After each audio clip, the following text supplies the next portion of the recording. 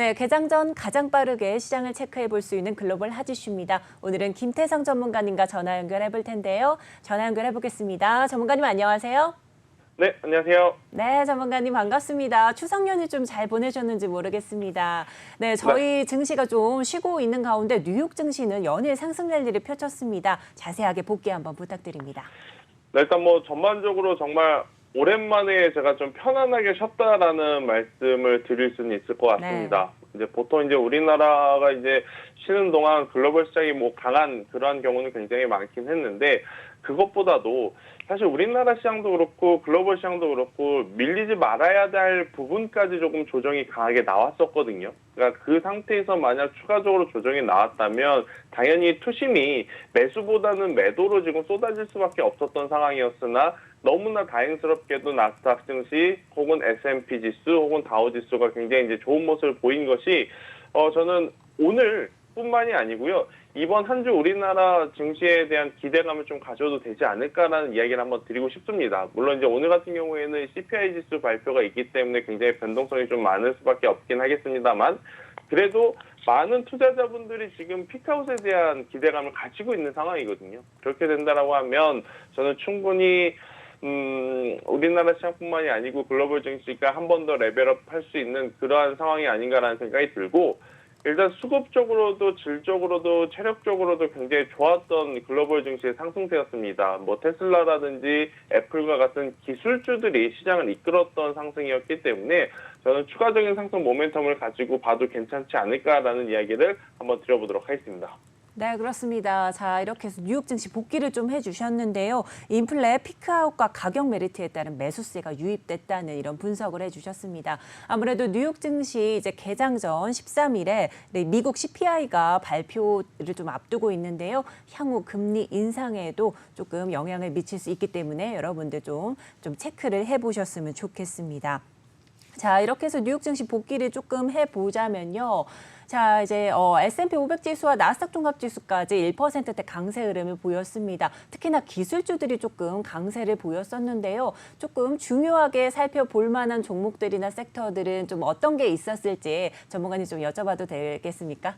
네, 일단은 역시나 애플을 빼놓고 오늘은 말씀드릴 수는 없을 것 같습니다. 애플 같은 경우에는 아이폰 14의 경우 가격이 동결이 되었고, 일단 가격이 동결이 되었다라는 것에 대해서 사실 소비자들 입장에서는 좋은 점수를 좀 줄 수밖에 없는 상황이 아닐까라는 생각이 들어요. 왜냐하면 지금 여기저기 경기가 좋지 않다라는 등 혹은 지급 상황이 여유롭지 않다라는 이야기가 굉장히 많았던 상황이기 때문에 가격을 높여 잡는 프리미엄 정책도 물론 애플 같은 경우에는 그동안 고수해왔고 계속해서 잘 팔렸던 부분이긴 하나, 이 부분을 동결시키면서 그래도 기존 조건보다는 더 많은 소비자층을 좀 확보할 수 있는 그러한 발판을 마련했기 때문에 저는 애플의 상승세를 굉장히 눈여겨봐야 되지 않나라는 생각이 들고, 애플이 강하면 우리나라 시장에 굉장히 긍정적인 시그널을 좀 가지고 오죠. 애플 관련주라고 볼 수 있는 LG이노텍, BH 이러한 기업들이 당연히 우리나라 시장 전기전자 쪽에서 좋은 흐름을 좀 낼 수 있고,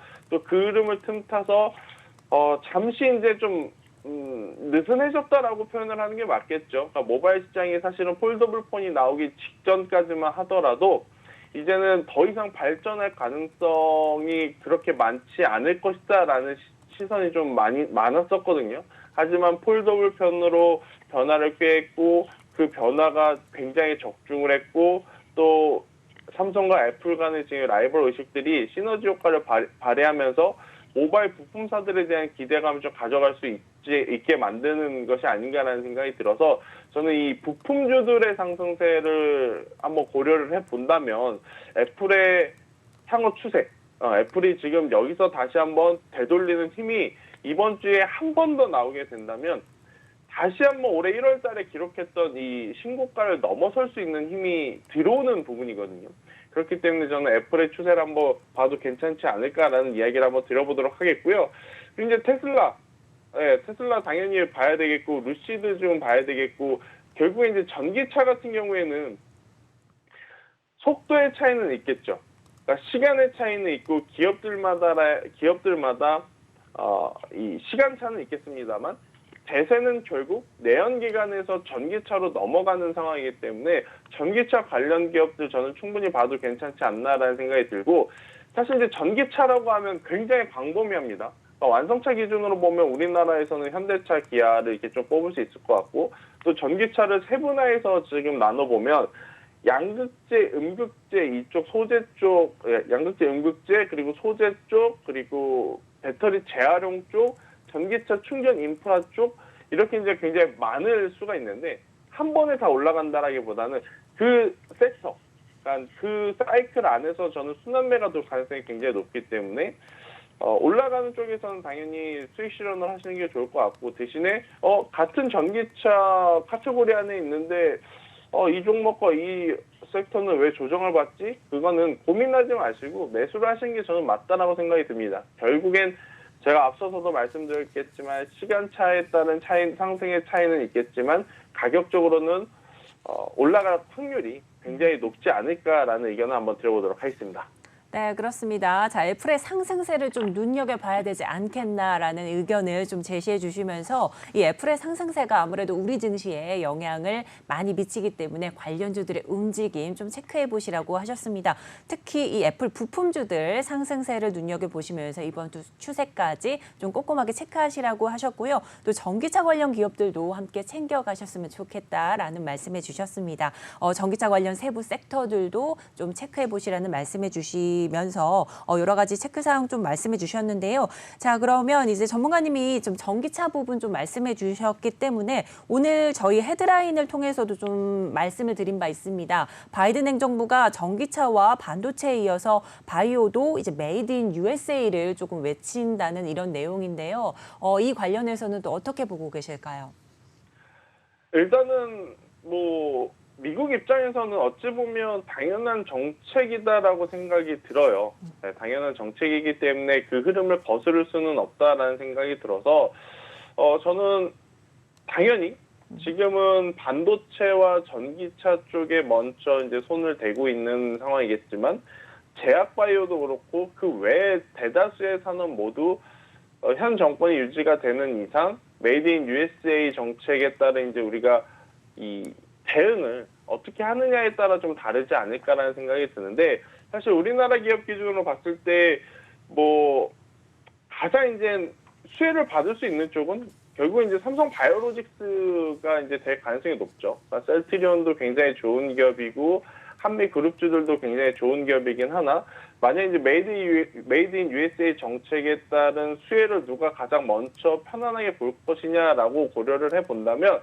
그래도 저는 삼성 바이오로직스가 우리나라는 지금 버티고 있기 때문에 이 부분에 대해서는 크게 너무 이 뉴스가 우리나라 시장의 수급을 좀 교란하는 혹은 지수의 상승을 제한하는 그러한 영향을 주지 않을까, 이렇게 고민하실 필요는 저는 없을 것 같고요.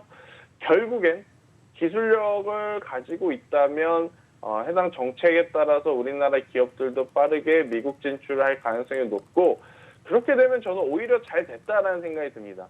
그러니까 많은 기업들이 사실 다른 나라에 진출하는 거에 대해서 부담감을 느낄 수밖에 없어요. 이게 한두 푼 들어가는 일이 아니잖아요. 정말 기업의 사활을 걸고 새로운 판로를 개척을 하는 것인데, 저는 오히려 이런 환경이 머뭇머뭇거렸던 기업들의 또 선택을 앞당겨 줄 수 있는 트리거가 되지 않을까. 물론 거기서 잘 하는 기업과 잘 되지 못하고 잘 성장하지 못하는 기업이 나눠지긴 하겠지만, 잘 성장하는 기업을 우리가 잘 판단을 해본다라고 했을 때는 굉장히 한 번 더 큰 수익을 좀 낼 수 있는 기회의 발판이다라는 의견 드려보도록 하겠습니다. 네, 그렇습니다. 반도체와 전기차에 이어서 이제 바이오 산업까지 메이드 인 USA 정책을 좀 펼치고 있는 미국 상황입니다. 기술력을 가지고 있는 기업이라면 해당 정책에 따라서 이 미국 시장에 진출할 가능성도 용이해지니만큼 이를 통해서 기업들이 사활을 걸고 새로운 판로를 좀 개척할 수 있는 기회를 잡았으면 좋겠다라는 말씀 해주시면서 관련 기업들도 여러분 꼼꼼하게 포인트 잡아가시라는 말씀해 주셨습니다. 자, 그러면 저희가 외신을 통해 잠깐 짚어드렸던 트위터와 일론 머스크의 공방전 이야기 한번 해보도록 하겠습니다. 자, 이제 오늘 또 주요 주주 투표를 앞두고도 트위터와 이 일론 머스크가 쌍방의 공방전이 계속 펼쳐지고 있는데요. 어떤 상황일지 전문가님 어떻게 보고 계실까요? 네, 일단 뭐 오늘이죠. 머스크의 인수 입찰을 승인할지 거부할지에 대한 투표를 이제 진행을 하는 것인데, 참 이게 양쪽 모두 정말 좀 피곤한 것 같아요. 지금 이제 이 트위터 같은 경우에는 주가의 방향성도 굉장히 속상할 수밖에 없는 상황에서 잔뜩 기대감은 줬지만 또 그 기대감을 준 CEO가 좀 변동성이 좀 많을 수밖에 없는 게 일론 머스크인 게 지금 가장 부담이 되는 거고, 테슬라 같은 경우에는 테슬라 주주들은 또 이런 생각을 가질 수밖에 없습니다. 하고 있는 일만 좀 잘하지. 지금 추세도 좋고 기세도 좋은데 또 트위터 때문에 일론 머스크가 정부에서 또 제재를 받거나 또 테슬라 기업 입장에서 불미스러운 또 변수가 생기게 되면 이제 복잡할 수밖에 없는 지금 상황에 놓여 있는 두 기업, 그러니까 두 투자자들의 심리가 아닐까라는 생각이 드는데, 일단은 어찌됐든 간에 저는 성사되는 게 양사 간에 조금은 더 시너지 효과를 발휘할 수 있는 부분들이 많다라고 생각이 듭니다. 결국 이제 가지고 있는 본업 자체가 완전히 다르긴 하나, 일론 머스크가 트위터를 인수하고자 하는 것은 결국 마케팅이거든요. 그러니까 이 테슬라가 지금까지 이렇게 크게 성장할 수 있었던 건 당연히 좋은 기술력도 있겠지만 그 기술력을 잘 포장해서 정말 비즈니스를 잘한 이 마케팅 부분을 무시할 수 없기 때문에 이 거래가 잘만 성사가 된다면 서로의 이 주주들에게 피해가 가지 않는 선상에서 협의가 잘 되게 된다면 트위터도 성장에 대한 한계성을 깨줄 수 있는 그런 모멘텀이 생기는 것이고, 테슬라 또한 한 번 더 크게 마케팅을 할 수 있는 요소들을 인수를 하게 되는 것이기 때문에 저는 서로 윈윈이 될 가능성이 높다. 하지만 그것을 향해 가는 과정 속에서 불미스러운 잡음들이 크지 않아야 된다라는 이야기 한번 드려보면서, 일단은 당연히 테슬라 쪽보다는 이렇게 된다면 인수 받게 되는 트위터 쪽에 관심을 조금 더 가져볼 수 있는 그런 상황이 되지 않을까라는 의견 들어보도록 하겠습니다. 네, 그렇습니다. 트위터와 일론 머스크의 공방전이 끊이지 않는 가운데 오늘 주주 투표를 앞두고 있습니다. 이번 거래가 잘 성사돼서 서로 윈윈하는 전략을 좀 짰으면 좋겠다라는 의견을 내주셨고요. 또 트위터의 주가 어떨지 계속해서 지켜보셔야 되겠다는 말씀도 해주셨습니다. 자, 그러면 저희가 이제 추석 연휴 하루 전에 있었던 전일장 국내 증시 좀 마감 상황 살펴보도록 하겠습니다. 양시장이 상승으로 마감을 했습니다. 특히나 코스닥은 1%대가 넘게 상승을 했는데요. 이날은 내마녀의 날이었습니다. 이제 선물 옵션 동시 만기일이었는데요. 이에 따라 외국인이 팔자세를 보였지만 코스피는 상승 마감했습니다. 한번 복귀 부탁드립니다. 네, 일단 뭐 목요일 같은 경우에 변수가 많았죠. 선물 옵션 동기와 추석 연휴를 앞둔 이제 하루 전이기 때문에. 근데 이제 보통 이 주식 시장에서는 연휴를 앞두면 3일 전에가 가장 약해요. 왜냐하면 이제 연휴 전에 현금화를 하기 위한 투자자들이 이제 매도를 하루 전날 하는 것이 아니고 이제 3일 전에 진행을 해야 되는 것이기 때문에, 그래서 이제 굉장히 이 월요일, 화요일이 오히려 더 약했었던 상황. 그리고 정작 연휴를 앞둔 목요일에는 만약 시장이 반등을 한다면 지금 사는 게 가장 인상적일 수도 있겠다라는 투심이 좀 붙어주면서 오히려 코스닥도 그렇고 코스피도 그렇고 굉장히 또 좋은 모습을 보였는데, 여전히 힘든 쪽은 삼성전자입니다. 네, 여전히 힘든 쪽은 삼성전자, SK 하이닉스를 비롯한 반도체 쪽, 특히나 이제 외국인의 수급이 많이 들어가 있는 반도체 IT는 원달러 환율에 따른 피해를 좀 받기 때문에 가장 약할 수밖에 없는 이러한 상황인데, 이날 어느 쪽에서 좀 힘을 많이 내줬냐면 KMW를 비롯한 제가 아마 최근에 많이 강조드렸던 이제 5G, 네, 5G 쪽에서 정말 이 시장을 거스르는 힘이 나왔었던 지난주였다, 이렇게 좀 표현을 하고 싶습니다. 지난주에 다들 미국 시장이 이러다 저점 깨지는 거 아니야? 이러다 금리 또 한번 자이언트 스텝 나오는 거 아니야? 이러다 우리나라 시장 한 번 더 밀리는 거 아니야? 그런 공포를 갖고 있었던 상황 속에서도 5G 기업들이 굉장히 좋았다라는 것, 저는 이번 주에 시장이 좋다면 한 번 더 크게 기화될 수 있는 그러한 위치에 지금 자리 잡지 않았나라는 생각이 들고 있고요.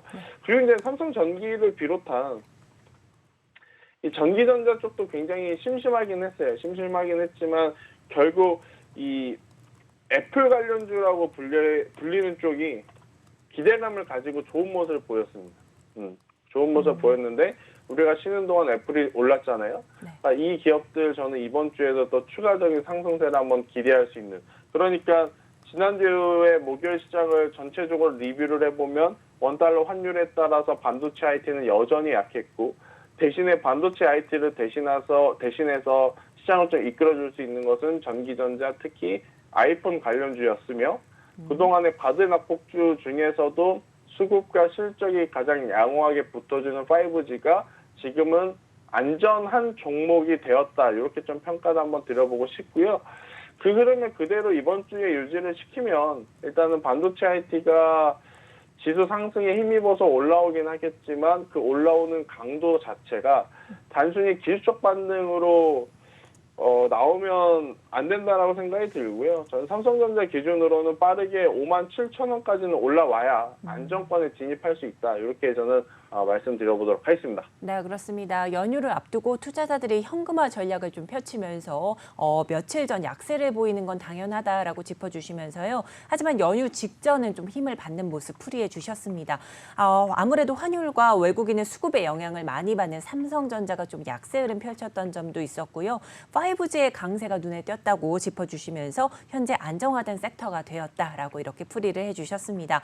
또 여기에 삼성전기를 비롯한 전기 전자 쪽도 짚어주셨는데요. 애플 관련주로 좀 불리며 기대감으로 좋은 흐름 보였고요. 또 애플의 주가가 우리 추석 연휴 동안 좀 상승한 만큼 이번 주 국내 증시의 관련주들 흐름 좋을 것으로 기대해 볼 만하다라고 말씀을 해주셨습니다. 자, 이제 최근 외국인들의 수급 관련해서도 좀 이슈가 참 많습니다. 자, 이제 국내 증시 개장 전 조금 관심 가져볼 만한 부분 좀 짚어주시면서 수급 상황도 한번 짚어주시면 좋겠습니다. 네, 일단 저는 이번 주 한 주에서 이제 가장 중요하게 보는 쪽은 아무래도 5G 쪽이 아닌가라는 생각이 들어요. 일단 뭐 어떤 섹터나 마찬가지겠지만 시총 상위 대형주들이 움직이면 그 밑에 하위단의 중소형 기업들이 낙수 효과를 보면서 따라 움직이는 경향들이 많은데 앞서 말씀드린 대로 지난주 시장 대비해서 가장 강했던 섹터가 무엇이냐라고 물어본다면 당연히 뭐 자동차도 있고 조선도 있고 많은 섹터가 있었겠지만 저는 5G 쪽. 그러니까 5G에 대해서 제가 긍정적으로 평가하는 것은 딱 하나인 것 같아요. 다른 종목들은 많은 개인 투자자분들이 지금 당장 현재 위치에서 매수하기에 부담이 되지만 5G는 그동안의 소외를 너무 오랫동안 받았기 때문에 낮은 위치에 있다는 장점이 저는 가장 중요하다. 자, 우리나라가 쉬는 동안 미국 시장이 올랐습니다. 그러면 상식적으로 오늘 우리나라 시장은 갭상승을 하면서 출발할 가능성이 굉장히 높아요. 그러면 종목들도 갭상승 출발할 가능성이 굉장히 높다라는 거죠. 근데 문제는 뭐냐? 하필이면 지난주 금요일과 어제 올랐기 때문에 오늘 사실 미국 시장이 하루 정도는 쉬어갈 수 있었던 상황, 여기에 또 CPI 발표까지 지금 준비되어 있는 날이기 때문에 갭상승으로 올랐다가 그 갭상승을 이용해서 차익 매도 물량이 나오면서 시장이 한 번 또 추가적으로 상승하기보다는 쉬어갈 확률이 굉장히 높다 생각이 듭니다. 그러면 그러한 흐름 속에서 당연히 고점을 향해 돌파를 하고 있는 종목들을 매수하기에는 여간 까다로운 게 아니죠. 그렇기 때문에 그 어느 때보다도 가격적인 메리트가 생긴, 그러니까 투자자가 원하는 가격대에 저는 살 수 있는 종목이 지금은 가장 중요한 종목이다. 그러니까 중요한 조건이다라는 생각이 들었어요. 저는 KMW를 비롯해서 지금 중소형 규단에서는 HFR을 좀 보고 있고 혹은 솔리드라는 기업을 보고 있고 이쪽으로 한번 이 시선을 돌려보시는 것도 좋을 것 같고요. 자, 아이폰이 잘 팔립니다. 더욱이 폴더블 폰도 굉장히 크게 흥행을 했어요. 그러면 MLCC 관련주들을 좀 봐야 되는데 MLCC 하면 삼성전기는 이제 봐야 되겠지만 너무 대형주잖아요. 그래서 제가 이것저것 돌려보니까 아모텍이라는 기업이 있어요. 아모텍도 MLCC를 만드는 기업이고 전체 매출 비중이 모바일이 지금 현재로는 70, 그리고 전장이 30%인데 사실 이제 조금씩 전장의 비중을 키워나가는 이제 기업이기 때문에 저는 현재 모바일에 대한 수혜도 받을 수 있고 향후의 모멘텀으로 봤을 때는 또 자동차 전장 쪽으로 이 외형 성장을 하고 있기 때문에 현재 위치에서도 가장 매력적으로 투자를 할 수 있는 상황이 아닌가.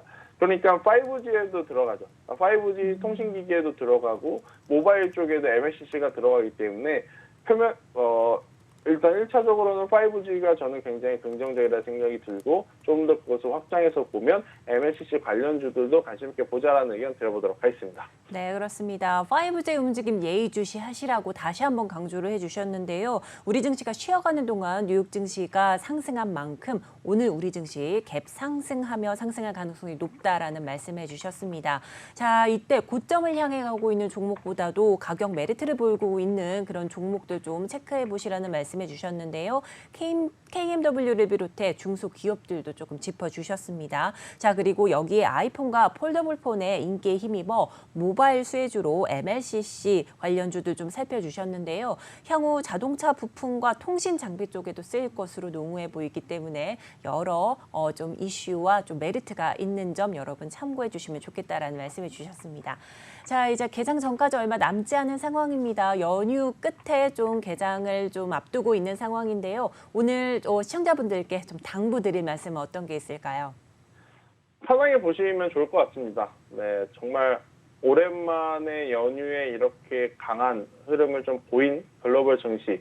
이제 그로 인해서 오늘 우리나라 시장은 일단은 강한 상승세를 보이면서 출발할 가능성이 높아요. 그런데 이제 걱정이 되는 것은 뭐냐면 지난주에 공포를 좀 느껴서 손절하셨던 분들이 오늘 또 시초에 갭상승으로 출발하는 우리 시장에 추격 매수를 하는 게 그게 좀 걱정이긴 한데 지금은 제가 누차 말씀드리지만 원하는 가격이 오지 않으면 사지 않는 게 훨씬 더 낫다라는 이야기를 한번 드려보면서 오늘 시장은 너무 걱정하지 마시고요. 상승을 한번 즐기자라는 의견 드려보도록 하겠습니다. 네, 그렇습니다. 5G 관련주들 조금 계속 짚어주시긴 했는데요. 전문가님 마지막으로 그러면 이 5G 섹터들 중에서 가장 좀 전문가님께서 관심 갖고 있는 종목과 또 가격대는 어떨지 마지막으로 한 번만 들어보겠습니다. 네, 일단 제가 앞서 말씀드린 대로 지금 5G 쪽에서는 솔리드를 보는 게 가장 좋다라고 생각이 들고, 그러니까 이제 5G 관련 기업들 중에서 수급이라든지 실적이 2분기 기준으로 전환된 기업에 저는 포커스를 맞춰야 된다라고 보면 이노와이어리스, HF와 지금 솔리드를 중소형상에서 보는 게 가장 알맞다라는 생각이 들고 있고요. 지금 솔리드 같은 경우에는 지금 수급을 보게 되면 기관이 계속해서 좀 꾸준히 사왔어요. 그리고 이제 외국인이 이제 들어온 상황에서 아직까지는 매도 물량이 많지 않았기 때문에 여전히 이제 우리가 외국인의 수급을 좀 기대를 하면서 모아갈 수 있지 않을까라는 생각이 들어서요. 오늘 시초보다는 오늘 종가의 솔리드 같은 경우에는 한번 매수를 해보시는 게 좋을 것 같고, 만약 여기서 추가적으로 상승을 하게 된다면 1차적으로는 7,000원이라는 목표가 대신 이제 7,000원이라는 가격대가 돌파하게 되면 저는 8,000원까지 길게 혹은 높게 봐도 괜찮다라는 의견을 오늘 한번 드려보도록 하겠습니다. 네, 그렇습니다. 솔리드 좀 짚어주시면서 매도 물량이 많지 않았기 때문에 외국인들의 수급 좀 기대해 볼 만하다라고 짚어주셨습니다. 이제 시초가보다는 종가에 매수를 해보시라 이렇게 조언을 해주셨고요. 1차적으로는 7,000원을 목표가로 잡고 그 이상 계속 지켜보시라는 말씀해 주셨습니다. 네, 이렇게 해서 오늘 여러 가지 좀 이슈 체크를 해주셨고요. 마지막으로 시청자분들께 오늘 개장 전 한 말씀만 더 부탁드립니다. 네, 일단 반도체 IT가 지금 쉽지 않아서 많은 투자자분들이 고민거리가 많으실 것 같아요. 나는 삼성전자를 가지고 있는데, 나는 SK하이닉스를 가지고 있는데, 혹은 나는 카카오를 가지고 있는데, 나는 네이버를 가지고 있는데, 그러니까 과거에 시장을 이끌었던 주도주들이 지금 힘이 굉장히 약해져 있고, 대신에 그 약한 틈을 틈타서 또 다른 주도주가 지금 새롭게 생겨나고 있는 시장이다 보니까 기존에 현금을 가지고 있지 않고 주식을 많이 채워놓으신 분들은 당연히 부담이 될 수밖에 없는 시장의 연속이었어요. 하지만 이번 CPI를 기준으로 다시 한번 상승을 하게 된다면 반도체도 그렇고 인터넷 플랫폼 쪽도 그렇고 다시 올라올 가능성은 굉장히 높기에 희망의 끈을 저는 놓지 마시고 대신에 올라왔을 때 매수가 기준으로 뭐 수익을 본다라기보다는 그들 종목의 손실을 최소화해서 현금을 만드신 다음에 향후 우리가 어디에 투자를 하면 조금은 더 안정적으로 수익을 낼 수 있는지에 대한 고민을 좀 하시는 게 저는 맞지 않을까라는 생각이 듭니다. 지금 많은 투자자분들과 이야기를 하다 보면 과거의 영광에 너무 목을 매다는 분들이 좀 많은 것 같아요. 그러니까 아니다라고 하면 지금은 결단이 조금은 필요한 시장이다라는 의견까지 한번 말씀드려보도록 하겠습니다. 네, 그렇습니다. 오늘 13일 좀 앞서 이제 CPI 발표가 있는데요. 여러분들 좀 체크해 보시라는 말씀해 주시면서 당부 말씀도 해주셨습니다. 오늘도 도움 말씀해 주신 김태성 전문가님 감사드립니다. 네. 네, 지금까지 김태성 전문가의 글로벌 핫이슈였습니다.